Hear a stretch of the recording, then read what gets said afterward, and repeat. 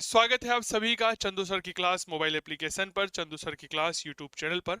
मेरे प्यारे साथियों, अगर आप फर्स्ट ग्रेड इतिहास विषय की तैयारी कर रहे हैं तो गूगल प्ले स्टोर से आज ही डाउनलोड करिएगा चंदू सर की क्लास मोबाइल एप्लीकेशन। बिल्कुल सही सुना, चंदू सर की class mobile application Google play store से आप यह ऐप हमारा डाउनलोड करिए। यहाँ पर आपको शानदार कोर्स मिल जाएंगे। इस समय हमारे यहाँ पर प्राचीन भारत का कोर्स उपलब्ध है। इस समय हमारे यहाँ पर विश्व इतिहास का कोर्स अवेलेबल है और इसके साथ ही हम जो हैं वह आपको उपलब्ध करवा रहे हैं टेस्ट सीरीज भारत का इतिहास। जी हाँ, भारत के इतिहास के साथ ही जो विश्व इतिहास है, इस विश्व इतिहास की एक शानदार टेस्ट सीरीज हम आपके लिए लेकर के आ रहे हैं। ये टेस्ट सीरीज जो है आपके आरपीएससी फर्स्ट ग्रेड के लिए और इसके अलावा जितने भी पीजीटी के एग्जाम होते हैं उन सभी के लिए उपयोगी रहेगी। ठीक है, तो ये सारे कोर्सेज चंदू सर की क्लास मोबाइल एप्लीकेशन पर उपलब्ध हैं। इसके अलावा हमारे ऐप पर आपको इतिहास का फाउंडेशन कोर्स भी मिल जाएगा। बाकी किसी भी प्रकार की अगर कोई समस्या आती है तो आप हमारे हेल्पलाइन नंबर 8802060952 पर संपर्क कर सकते हैं। डाउनलोड करिए चंदू सर की क्लास मोबाइल एप्लीकेशन, जिसका लिंक हमने डिस्क्रिप्शन बॉक्स में भी दे रखा है। जय हिंद, जय भारत, धन्यवाद। नमस्कार जी, स्वागत, सत्कार, अभिनंदन, राम राम, जय श्री कृष्णा, राधे राधे। कैसे हो? अच्छे, बढ़िया, स्वस्थ, मस्त, तंदुरुस्त। चलिए, क्लासें अच्छी चल रही है। गुप्तकाल कंप्लीट हो गया, समझ में आ गया। बहुत अच्छे से समझ में नहीं आया हो तो एक बार मुझे कमेंट कर दीजिएगा। कोई भी प्रॉब्लम हो तो हम उस सेशन को आपके लिए दोबारा से आयोजित कर देंगे। चलिए, स्वागत है आप सभी का काव्य क्लासेस कोटा के यूट्यूब चैनल पर। मेरा नाम चंदू जैन है और मेरे प्यारे साथियों, हमने आप सभी प्यारे अभ्यर्थियों के लिए शुरू की है व्याख्याता सीरीज इतिहास विषय पेपर फर्स्ट के लिए। चौथी रिकॉर्डेड क्लास मिल रही है मुगल काल, जिसमें साहित्य, कला और स्थापत्य हम आपको लिए पढ़ाने वाले। आपको पता होगा फर्स्ट ग्रेड जीके में इतिहास विषय के लगभग 15 सवाल आते हैं, लगभग क्या 15 ही सवाल आते हैं जो 30 नंबर के होते हैं और चयन में महत्वपूर्ण भूमिका का निर्वहन करते हैं। मुगल काल में क्या क्या पढ़ना है? कला पढ़नी है, साहित्य पढ़ना है, स्थापत्य पढ़ना है। कला में तो फिर आप भी जानते हैं चित्रकला भी आ जाती है, संगीत कला भी आ जाती है, जैसा कि हमने गुप्तों के संदर्भ में बात किया था। क्लियर हो गई? तो आइए चर्चा करते हैं। देखिएगा मेरे प्यारे अभ्यर्थियों, मेरे प्यारे विद्यार्थियों, हम यहाँ पर एक महत्वपूर्ण अध्याय पर चर्चा कर रहे हैं और वह अध्याय क्या होने वाला है? डेट इज मुगल काल। जब हम भारतीय इतिहास पर पढ़ते हैं, भारतीय इतिहास को पढ़ते हैं, तो मुगल काल के बारे में कहा जाता है कि यह 1526 से लेकर के 1707 तक रहता है। कितना टाइम पीरियड होता है? 1526 से लेकर 1707 ईस्वी तक रहता है। इस मुगल काल का संस्थापक कौन था? तो याद रखिएगा, भारत में मुगल काल का संस्थापक माना जाता है बाबर, ज़हीरुद्दीन मोहम्मद बाबर। 1526 में गद्दी पर बैठा था, 1530 में मृत्यु को प्राप्त हो गया है। अब देखिए इसको किस तरह से पढ़ा जाना चाहिए तो उसके बारे में भी चर्चा करें, लेकिन सबसे पहले मुगल काल में हमारे यानी कि फर्स्ट ग्रेड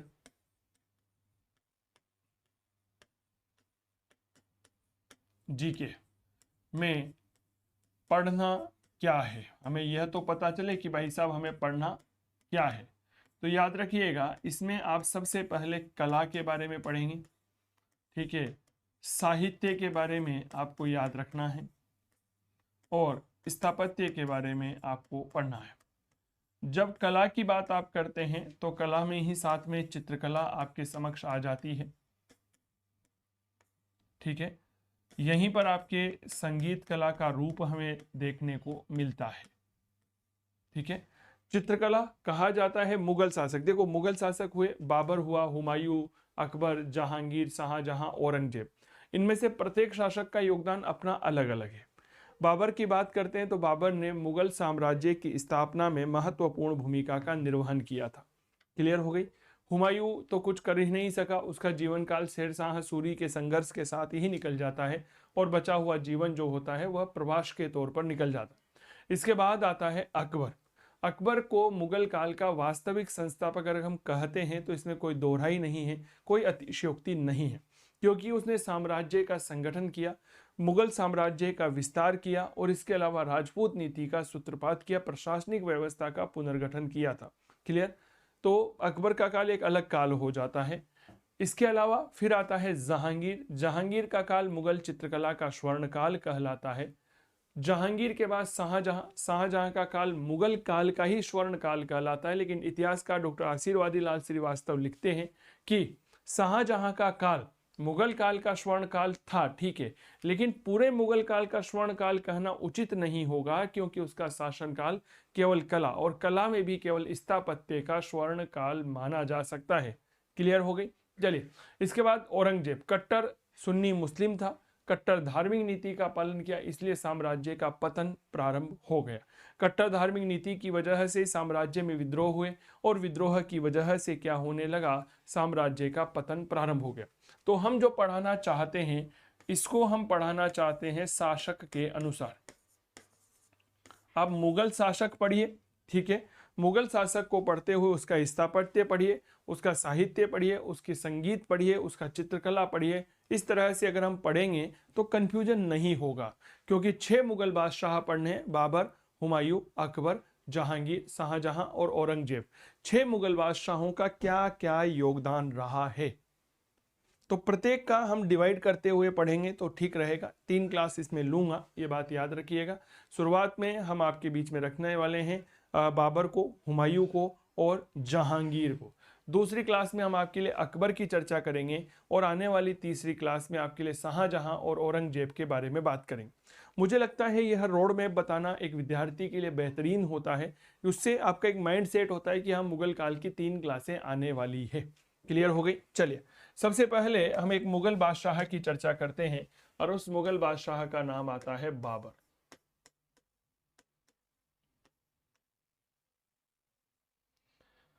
देखिए, बाबर 1526 में गद्दी पर बैठा, और 1530 ईस्वी में इसकी मृत्यु हो गई थी। क्या ये बात क्लियर हो गई। और याद रखिएगा, यह भारत में मुगल वंश का संस्थापक था। संस्थापक किसका था, तो मुगल वंश का। अब मैं ये बात आपके बीच में नहीं करूंगा कि बाबर ने भारत में मुगल सत्ता की स्थापना किस तरह की। पानीपत का पहला युद्ध लड़ा 26 अप्रैल 1526। उस युद्ध में यह इब्राहिम लोदी को हरा देता है, और उसके बाद यह आ जाता है खानवा के मैदान में। खानवा के मैदान में यह 17 मार्च 1527 को राणा सांगा को हरा करके भारत में अपनी स्थिति को सुदृढ़ कर लेता है। उस बारे में चर्चा नहीं करेंगे, क्योंकि वो हमारे सिलेबस में ही नहीं है, वो हमारे मुद्दे में ही नहीं है। हमारे मुद्दे में तो केवल कला, साहित्य और स्थापत्य है, तो उसी की बात आपके बीच में करने की चेष्टा रखता हूं। सबसे पहले यहां पर आप देखिएगा, बाबर ने अपने जीवन काल में कौन कौन से स्थापत्यों का निर्माण करवाया, ठीक है। और यहां से पिछली बार फर्स्ट ग्रेड जब 2022 के अक्टूबर के महीने में हुई थी, तो वहां से भी हमारे सवाल तीनों ग्रुप में पूछे गए थे, पता होगा आप लोगों को। तो मेरे दोस्त, याद रखिएगा बाबर के बारे में। बाबर भारत में मुगल साम्राज्य का संस्थापक था, बाग लगाने का शौकीन था, बाग यानी कि गार्डन। तो अपने जीवन काल में इसने सबसे पहला एक उद्यान बनवाया, एक गार्डन तैयार किया, बाग बनवाया आगरा उत्तर प्रदेश में, और उसका नाम दिया नूर ए अफगन। क्या नाम दिया, तो याद रखिएगा, सबसे पहला स्थापत्य नूर ए अफगन या अफगान बाग। यह कहाँ बनवाया, तो यह बनवाया गया आगरा में। और आगरा कहाँ है, तो याद रखिएगा उत्तर प्रदेश में। तो पहला गार्डन कौन सा बना, तो मेरे दोस्त याद रखिएगा, डेट इज नूर ए अफगन बाग या नूर ए अफगान बाग, और यह कहाँ बना, आगरा में बना, ठीक है। दूसरा, इसने पानीपत, पानीपत हरियाणा में एक जगह है, और वहां पर इसने संभल मस्जिद का निर्माण करवाया। किसका निर्माण करवाया, याद रखिएगा, संभल मस्जिद। तो बाबर ने संभल मस्जिद जो है वह कहाँ बनवाई थी, तो याद रखिएगा, संभल मस्जिद का निर्माण करवाया पानीपत में। बताओ कहाँ करवाया था सर, पानीपत। पानीपत कहाँ है, आपके हरियाणा में है। तो नूर ए अफगन बाग बनवाया कहाँ, आगरा में। और इसके अलावा याद रखिएगा, संभल मस्जिद कहाँ बनवाई, पानीपत में बनवाई। इसी ने काबुली बाग की मस्जिद बनवाई थी पानीपत हरियाणा में। तो पानीपत हरियाणा में, याद रखिएगा, काबुली बाग की मस्जिद। और यह कहाँ बनाई, तो यह मस्जिद भी यह तैयार करवाता है पानीपत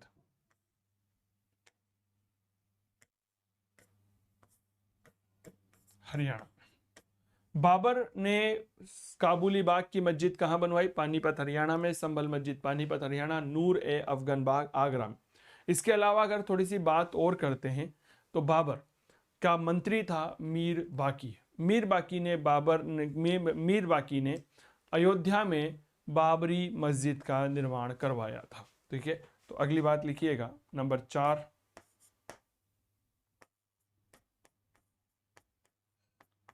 बाबरी मस्जिद कहां बनाई गई? तो याद रखिएगा अयोध्या, उत्तर प्रदेश में है। बाबरी मस्जिद के बारे में एक बात और याद रखिएगा, यह बाबर के मंत्री मीर बाकी ने बनवाई थी। मीर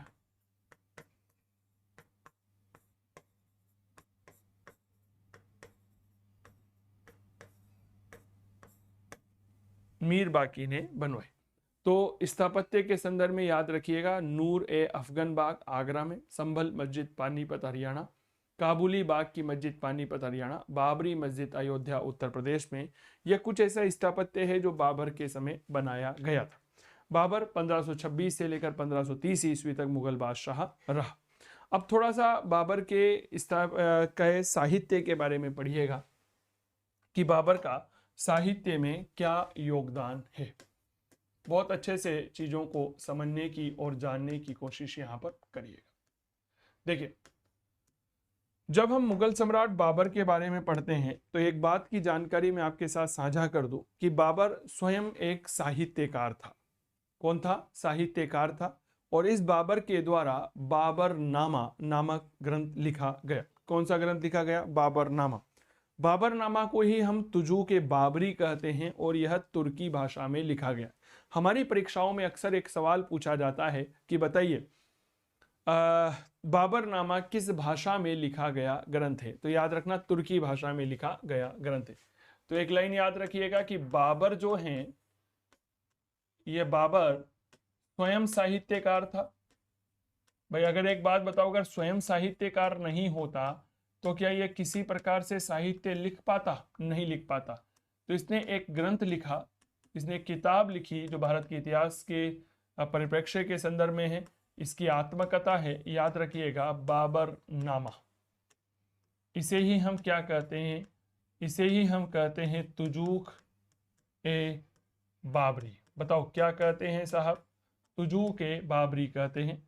थोड़ा सा इसके संदर्भ में पहली बात याद रखिएगा कि यह बाबर की आत्मकथा है।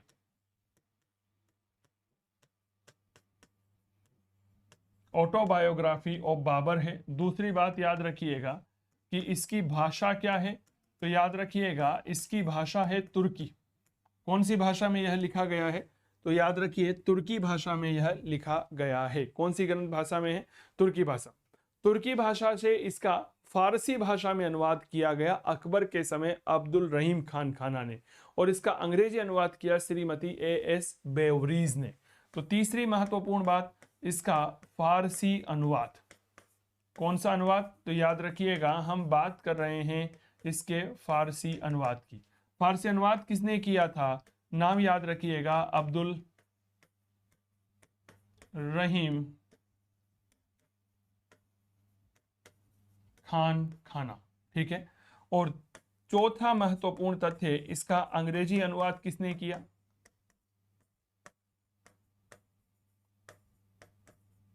इसका अंग्रेजी अनुवाद किसने किया? तो अंग्रेजी अनुवाद करने वाला होती है श्रीमती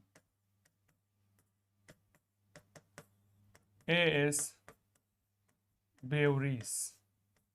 श्रीमती A.S. बेवरीज। तो बाबरनामा का तुजू के बाबरी में बाबरनामा बाबर की आत्मकथा है, इसकी भाषा तुर्की है और इसका फारसी अनुवाद जो है वह अब्दुल रहीम खान खाना ने किया और इसका अंग्रेजी अनुवाद श्रीमती A.S. बेवरीज के द्वारा किया गया था। अब बाबरनामा में क्या लिखता है बाबर? बाबर लिखता है कि मैंने किस तरह से भारत को जीता। यहाँ का सबसे शक्तिशाली राजा कौन था? यह प्रश्न पूछा जाता है कि बाबरनामा के अनुसार भारत का सबसे शक्तिशाली राजा कौन सा था?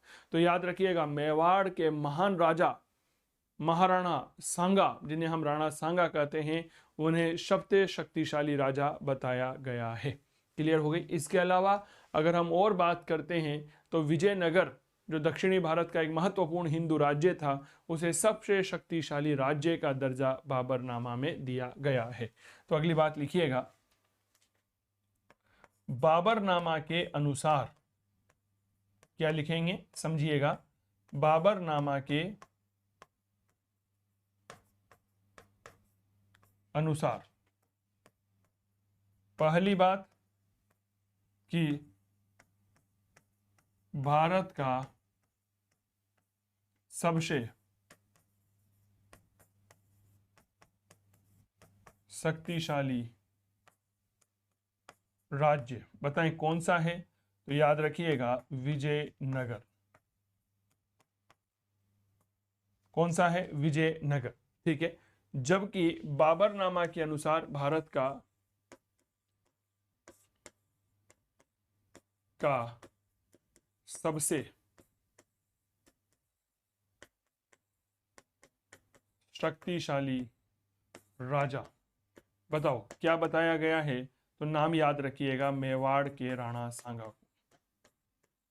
मेवाड़ के राणा सांगा सबसे शक्तिशाली राजा की कोटि में सबसे ऊपर शुमार होते हैं मेवाड़ के राणा सांगा।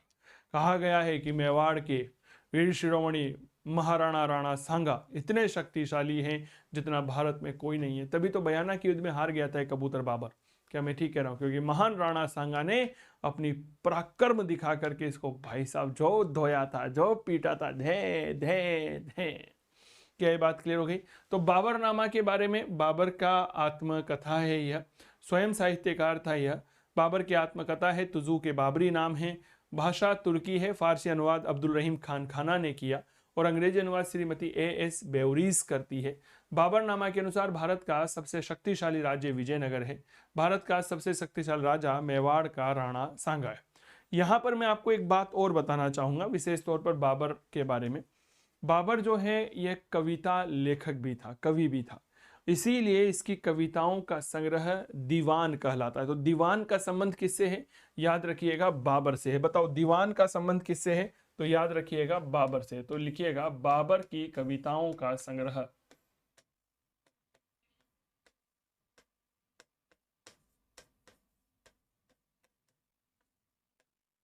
कविताओं का संग्रह दीवान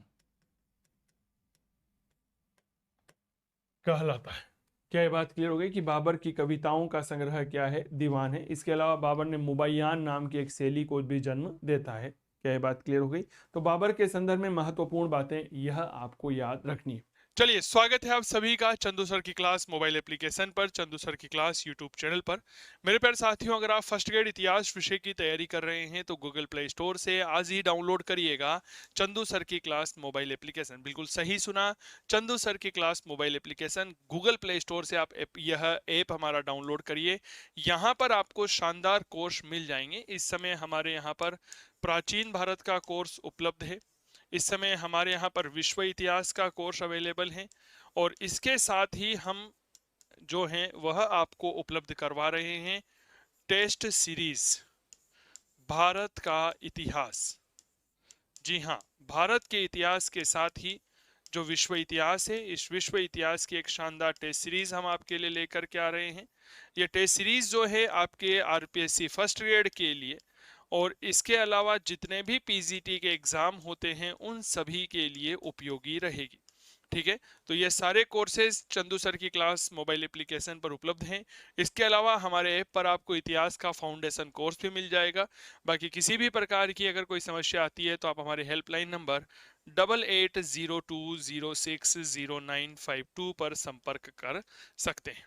डाउनलोड करिए चंदू सर की क्लास मोबाइल एप्लीकेशन, जिसका लिंक हमने डिस्क्रिप्शन बॉक्स में भी दे रखा है। जय हिंद, जय भारत, धन्यवाद। अब बाबर के बारे में और क्या बात है जो आपको पढ़नी चाहिए? तो बाबर के बारे में महत्वपूर्ण बात है संगीत कला। क्या बाबर के समय किसी प्रकार की संगीत कला का विकास हुआ था क्या? देखो, बाबर जो है वह फरगना का रहने वाला था, ठीक है ना, जहां पर इसका जन्म हुआ था।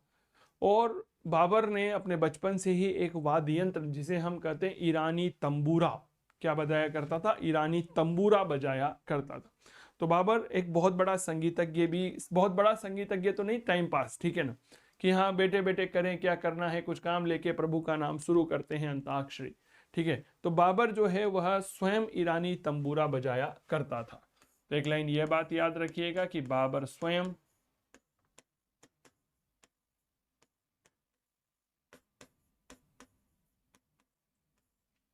ईरानी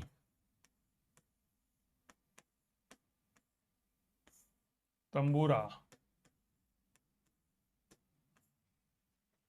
बजाया करता था, ठीक है।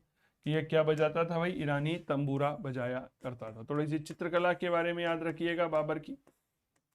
बाबर जब भारत आया, भारत विजय करने के लिए, तो इसके साथ लोगों ने कहा मैं भी चलूंगा, मैं भी चलूंगा, मैं भी चलूंगा। बाबर ने कहा सब आ जाओ, सब आई जाओ, आई जाओ पीछे, come on come on come on. तो बाबर के साथ एक चित्रकार भारत आया और उसका नाम था बिहजाद, ठीक है।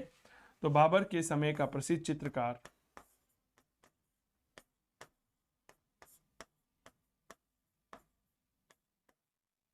बाबर के समय का प्रसिद्ध चित्रकार बिहजाद था। अब बिहजाद इतने गजब के चित्र बनाया करता था कि बस आप पूछो मत। आपने विश्व इतिहास पढ़ा होगा, विश्व इतिहास में आपने पढ़ा होगा जरूर पुनर्जागरण, पुनर्जागरण में एक चित्रकार का नाम सुना होगा, राफेल, ठीक है।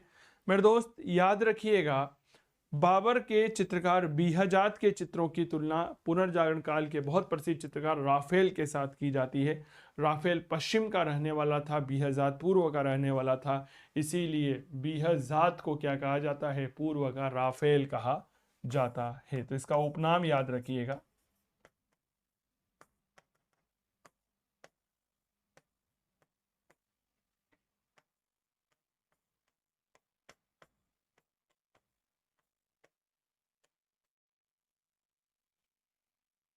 पूर्व का राफेल, क्या ये बात क्लियर हो गई, पूर्व का राफेल।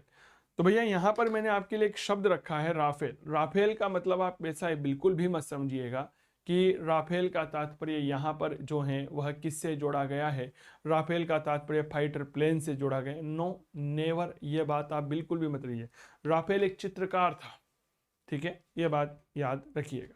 तो बाबर के बारे में हमने चर्चा आपके समक्ष रखी। बाबर के बाद अगला महत्वपूर्ण बात जो आपके लिए रखना चाहूंगा, वो रखना चाहूंगा हुमायूं के बारे में। हुमायूं का बेचारे का आधा जीवन जो है वह देश निर्वासन में ही गुजर जाता है, ठीक है, हुमायूं।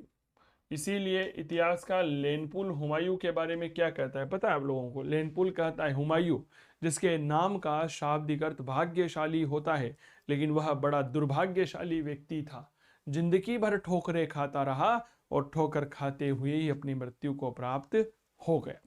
तो हुमायूं के बारे में याद रखिएगा, महत्वपूर्ण बातें, 1530 ईस्वी में बाबर की मृत्यु के बाद गद्दी पर बैठा और 1556 ईस्वी तक यह गद्दी पर रहा। हुमायूं बेसिकली जीवन भर संघर्ष करता रहा, अभी थोड़ी देर पहले हमने इसके बारे में चर्चा करी, इसीलिए इसने भारत में कोई महत्वपूर्ण स्थापत्य का काम नहीं किया, ठीक है। लेकिन इसके समय साहित्य का थोड़ा बहुत कार्य संपन्न होता है। जैसे समझिएगा, गुल बदन बेगम इसकी बहन हुआ करती थी, उसने हुमायूं नामा नाम की एक महत्वपूर्ण ग्रंथ लिखी है, साहित्य। मैंने अभी माफी चाहूंगा, शायद स्टार्टिंग में थोड़ी बहुत गलती कर दी थी बोलने में, एक बार दोबारा क्लियर कर दूं। मुगल काल के संदर्भ में 3 क्लास आपको मिलेगी। पहली क्लास आपके समक्ष चल रही है जिसमें बाबर हुमायूं के बारे में जानकारी रहेगी। दूसरी क्लास में आपको जानकारी दी जाएगी अकबर और जहांगीर के बारे में, और तीसरी क्लास में हम जानकारी देंगे शाहजहां और औरंगजेब के बारे में। मुझे याद आ रहा है कि मैंने जब पहली बार इस बात को अभी थोड़ी देर पहले कहा था, तो उसमें शायद ये कह दिया था कि पहली क्लास में हम आपको बाबर, हुमायूं और जहांगीर की बताएंगे। माफ़ी चाहूँगा उसके लिए, क्षमा प्रार्थी हूँ, गलतियाँ हो जाती है, ठीक है ना। चले, तो ये सही रहेगा। तो साहित्य जो है, गुल बदन बेगम, एक नाम याद रखिएगा,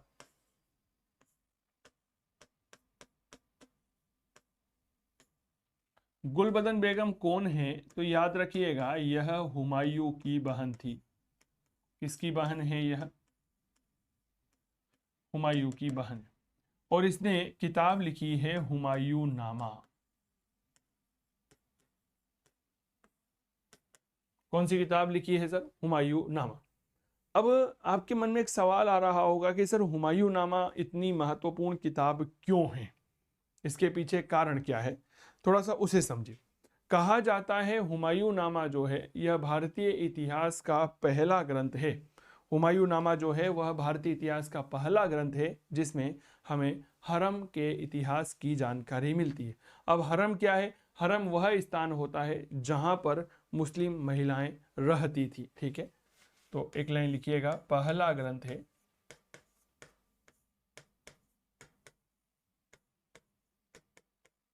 ग्रंथ है जिसमें हरम की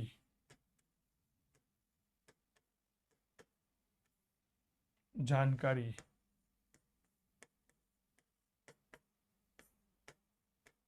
मिलती है। हुमायूं नामा, यह महत्वपूर्ण तथ्य है, याद रखिएगा। इसके बाद एक किताब लिखी गई है, नाम समझिएगा, कानून ए हुमायूनी। यह चांद मीर ने लिखी है। तो दूसरा महत्वपूर्ण लेखक चांद मीर। इसने कौन सी किताब लिखी है? नाम आता है कानून ए हुमायूनी।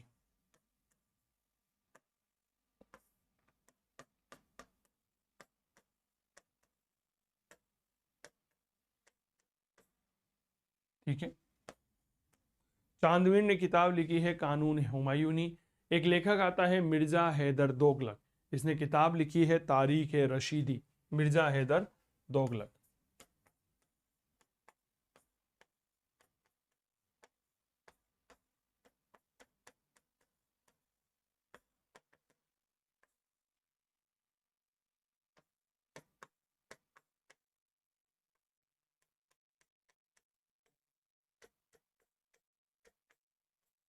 तारीख रशीदी क्लियर हो गई।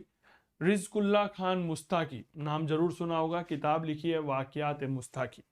ठीक है, चलिए अगली बात नंबर 4।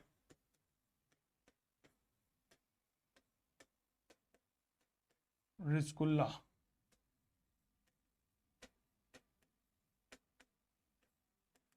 मुस्ताकी, और इसने किताब कौन सी लिखी है? याद रखिएगा, नाम आता है वाकियात मुस्ताकी।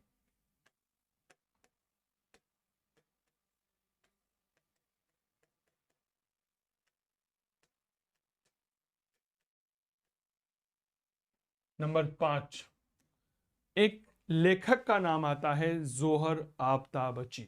जोहर आफ्ताबची ने तज़किरात उल वाकियात नामक किताब लिखी है। तज़किरात उल वाकियात, जोहर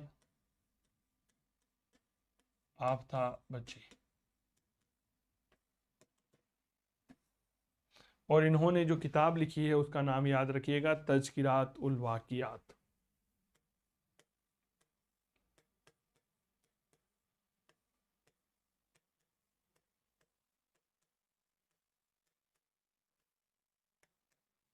तज़किरात उल वाकियात, यह बात क्लियर हो गई।